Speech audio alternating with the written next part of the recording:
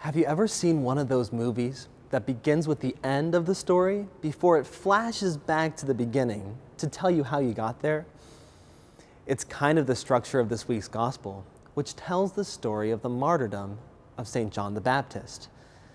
The gospel starts with Herod, who hears that a man, Jesus, has an incredible reputation among the people. Upon hearing about Jesus, Herod's conclusion is that John the Baptist has been raised from the dead in the form of Jesus. Now, why did Herod have this thought? To explain, the gospel flashes back to the beginning of the story. John the Baptist, who was beloved by the people, challenged the lawfulness of an intimate relationship Herod was having. Herod wanted John to be put to death over this, and after some time, he got his way, beheading John. In light of killing a totally innocent man, Herod was probably experiencing a great deal of paranoia and guilt.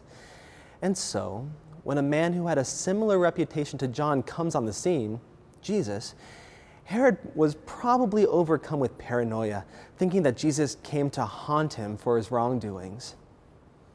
I think this story is really about the contrast in character between John and Herod.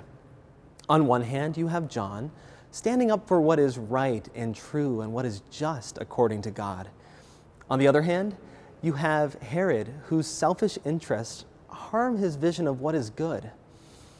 Oftentimes, I ask myself, in the middle of making daily decisions, am I acting more like Herod, living in fear and selfishness?